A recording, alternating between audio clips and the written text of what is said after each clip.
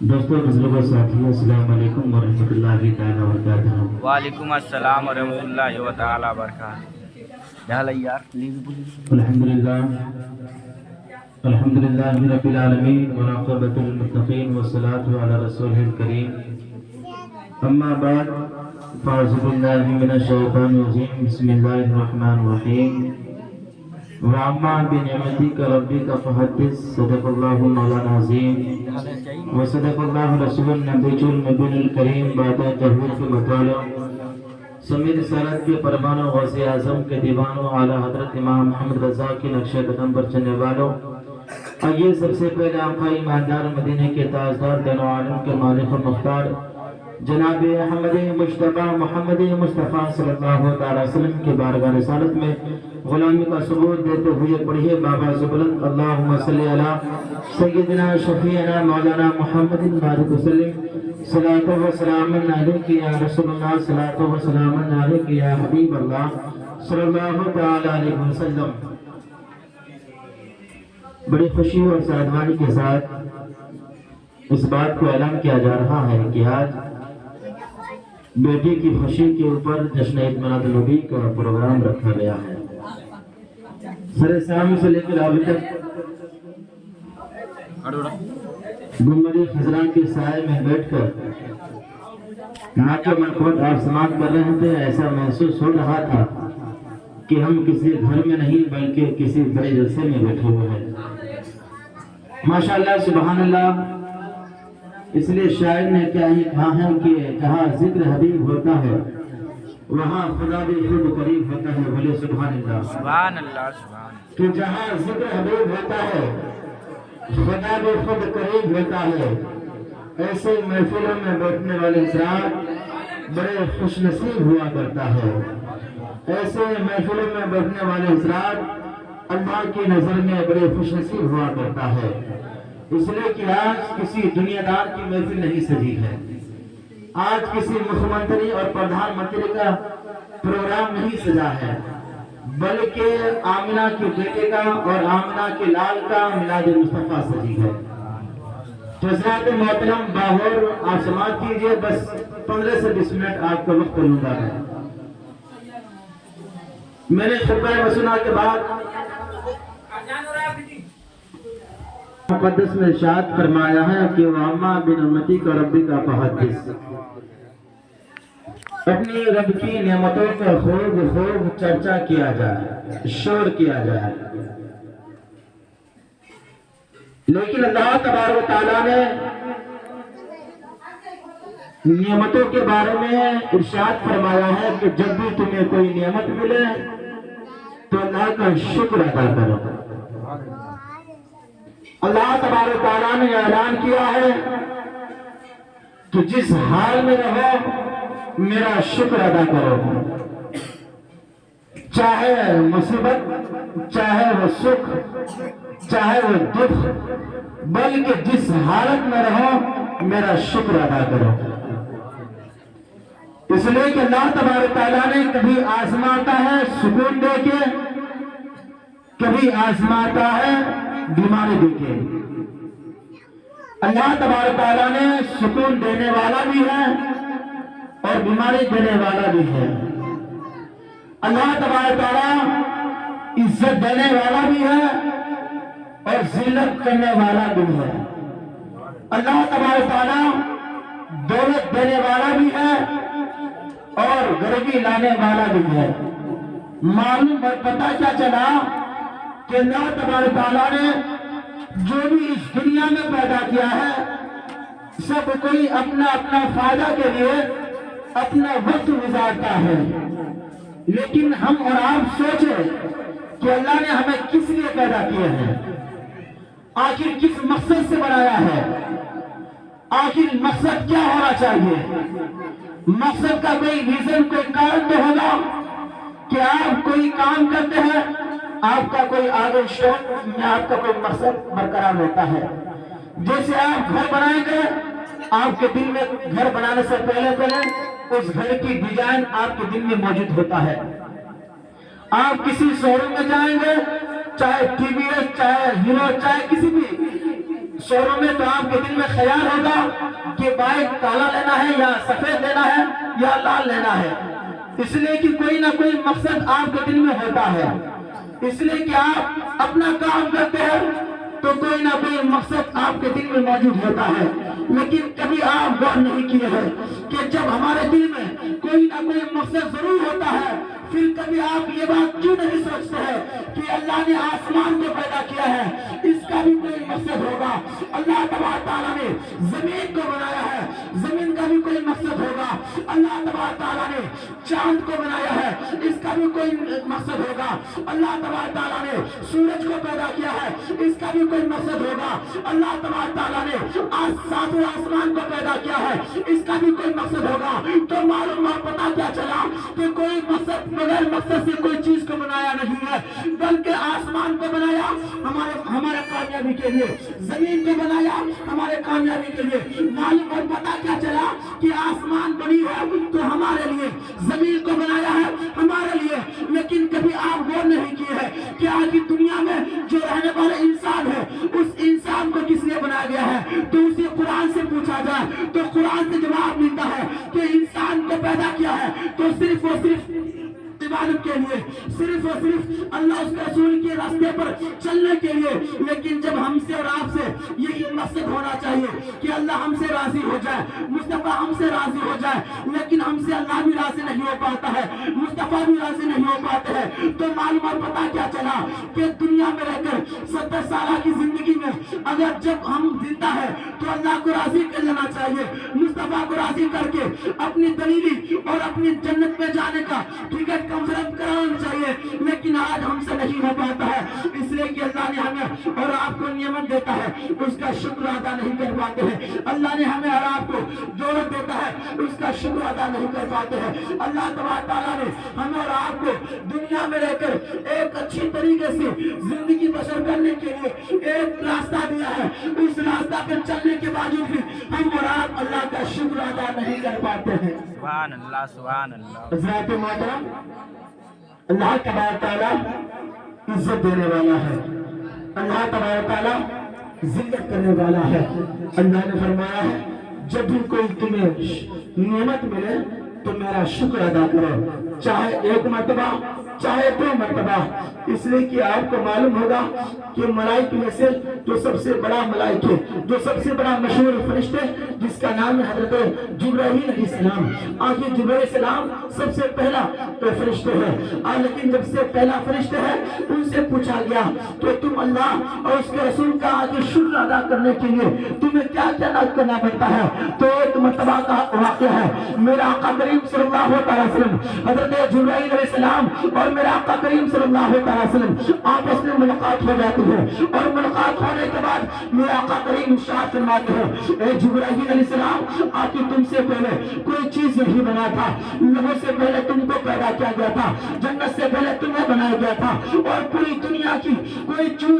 چیز وجود میں نہیں تھا، اس وقت تمہیں پیدا کیا گیا تھا۔ آخر یہ تو بتاؤ کہ تمہاری عمر کتنی ہے، آخر تو یہ بتاؤ کہ تمہاری عمر کتنا ہو چکا ہے، تمہاری عمر کتنا ہو چکا ہے۔ تو حضرت جبرائیل علیہ السلام آخر سوچنے لگے اور مجبور ہو کر میرے آقا کریم کے بارگاہ میں حاضر ہوتے ہیں، اور حاضر ہونے کے بعد عرض کرتے ہیں یا رسول اللہ صلی اللہ علیہ وسلم، میں پوری دنیا کو سارا چیز میں نے دیکھا ہے، عرش سے جنت تک میں نے دیکھا ہے، سدرا سے نیچے تک میں گیا ہوں، اور زمین کے چاروں طرف میں گیا ہوں، لیکن مجھے یہ چیز کا معلوم نہیں ہے کہ میرا عمر کتنا ہے، میری عمر کتنا ہے، لیکن مجھے اتنا ضرور پتا ہے کہ ایک ستارہ ہے جو چوتھے جانب 1 مرتبہ نہیں، 2 مرتبہ نہیں، 3 مرتبہ نہیں، 4 مرتبہ نہیں، بلکہ 70,000 کے بعد 1 مرتبہ چمکتا ہے، 70,000 کے بعد 1 مرتبہ چمکتا ہے۔ اس ستارے کو، اس تارا کو میں اپنی آنکھوں سے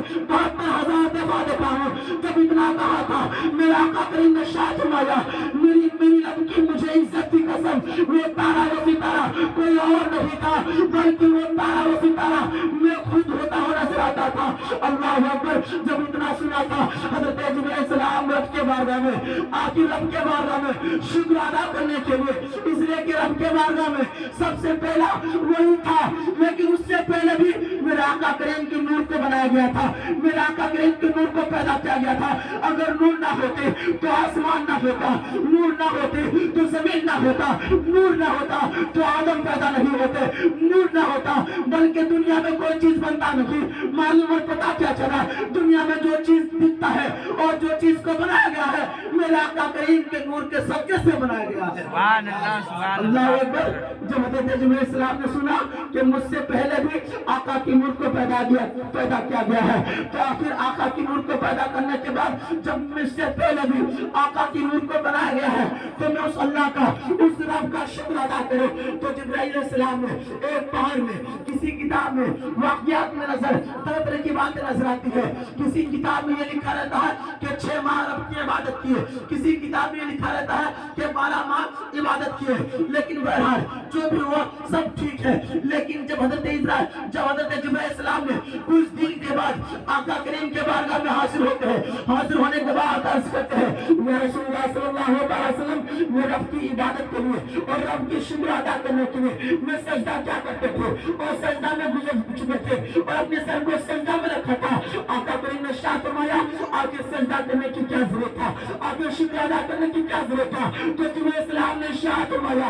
या रसूलुल्लाह सल्लल्लाहु अलैहि वसल्लम, मैं रब की शुक्र अदा करने के लिए, रब की शुक्र अदा करने के लिए मैं रब की इबादत क्या करता था। तो जिब्राइल सलाम की बातों को सुनते मेरा आका करीम ने शाह फरमाया ए जिब्राइल सलाम, तेरी इबादत कम कर जाएगी अगर मेरी उम्मती में अगर कोई 10 मिनट के लिए, कोई आधा घंटा के लिए अगर मेरा और मेरे खुदा का जिक्र करेगा तो तेरी इबादत कम बढ़ जाएगी और मेरी उम्मती का इबादत ज्यादा हो जाएगा।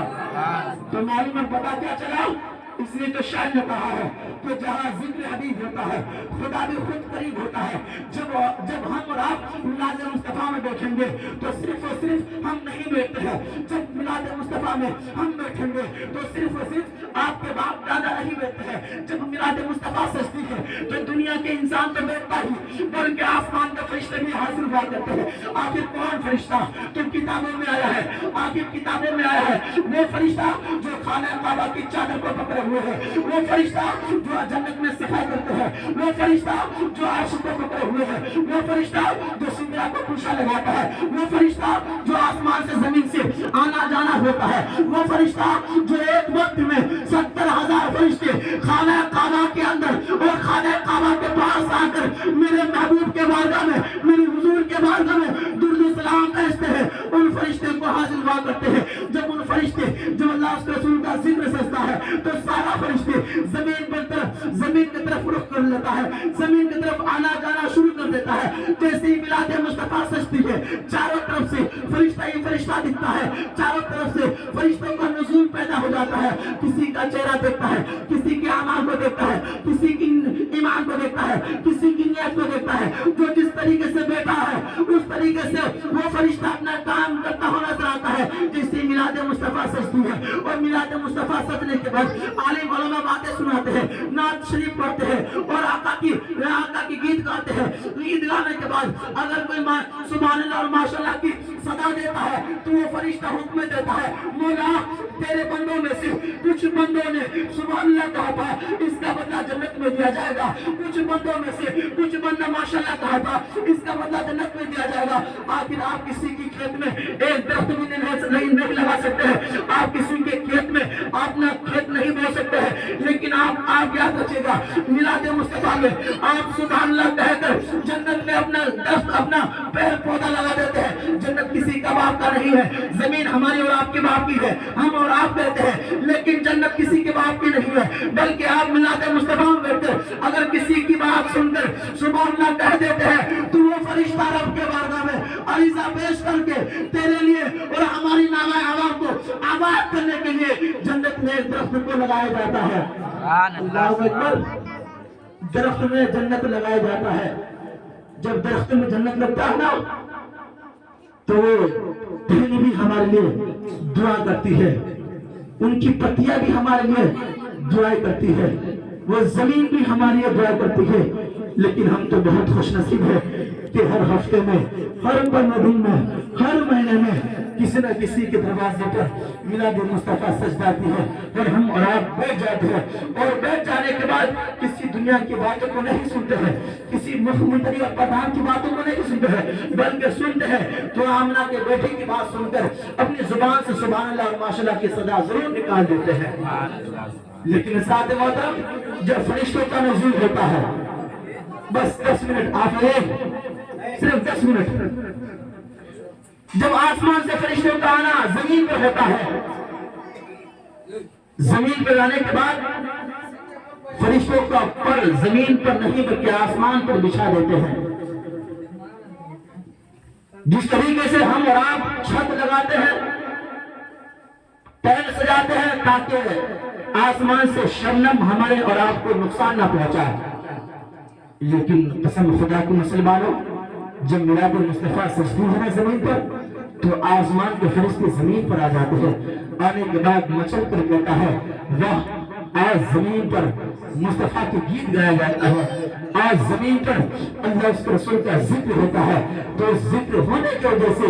اپنے پروں کو آسمان کی طرف بچھا دیتے ہیں، اور بچھا دینے کے بعد چار سارے لوگوں کو ان پروں کے بیچ میں لے کے آ جاتے ہیں۔ آنے کے بعد پھر جیسے ہی میلاد مصطفیٰ ختم ہو جاتی ہے، ہم فرشتوں کو نہیں دیکھ پاتے ہیں، لیکن فرشتے ہماری حرکتوں کو دیکھتا ہے، فرشتے ہمارے وجودوں کو بھی دیکھتا ہے، فرشتے ہمارے اور آپ کے نامہ اعمال کو بھی دیکھتا ہے، فرشتے ہمارے اور آپ کے دلوں کو بھی دیکھتا ہے، لیکن کون کس نیت سے اس میلاد مصطفیٰ میں بیٹھے۔ اگر کوئی کھانے کے لیے بیٹھے اس کو کھانے کا بھی ثواب دیا جائے گا، اگر کوئی چلانے کے لیے بیٹھے اس کو چلانے کا بھی ثواب دیا جائے گا، اس لیے کہ میلاد مصطفیٰ میں بیٹھنا بھی عبادت، سننا بھی عبادت، خاموش رہ کر غور سے سننا بھی عبادت۔ لیکن قسم خدا کے مسلمانوں، اگر آپ کی نیت درست ہوگا تو وہ فرشتہ رب کے بارگاہ میں حاصل ہوتے ہیں، اور حاصل ہونے کے بعد عرض کرتے ہیں اے پروردگار عالم، تیرے حکم سے زمین پر گیا تھا، اور زمین پر جانے کے بعد تیرے نیک بندوں میں سے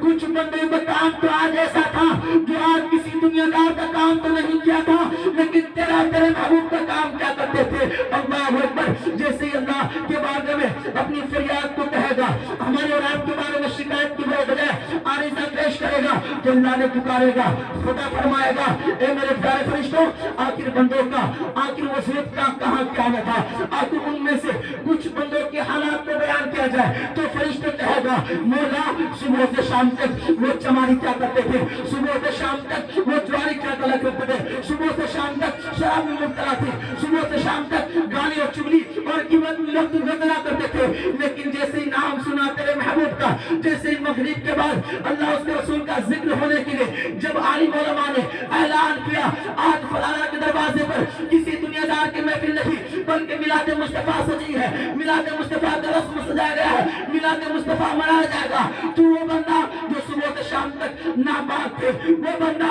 جو صبح سے شام تک چوری کیا کرتے تھے، وہ بندہ جو صبح سے شام تک چگلی اور قیمت کیا کرتے تھے، لیکن تیرے محبوب نام پاک بھی نام کو سن کر وہ چوری کرنا بند کر دیا تھا، وہ قیمت کرنا بند کر دیا تھا، وہ چوری کرنا بند کر دیا تھا، وہ چگلی کرنا بند کر دیا تھا، لیکن وہ میلاد مصطفیٰ کے سامنے آ کر بیٹھ چکا تھا، لیکن بیٹھنے کے بعد ان کی زبان خاموش نہیں تھا، وہ خاموش نہیں تھا، ان کی زبان سے بھی سبحان اللہ کا ورد کیا جاتا تھا، ذکر کیا کرتا تھا، اس ذکر کرنے کے ساتھ ساتھ عالم علماء کو داد بھی دیا کرتے تھے اور سبحان اللہ کہا بھی کرتے تھے، اسی کا نام اعمال کو انہی کی نیکیوں کو میں آج تیرے بارگاہ میں حاصل کیا ہوں۔ اللہ اکبر، جیسے فرشتے کہیں گے، لیکن اللہ پاک فرمائے گا، اللہ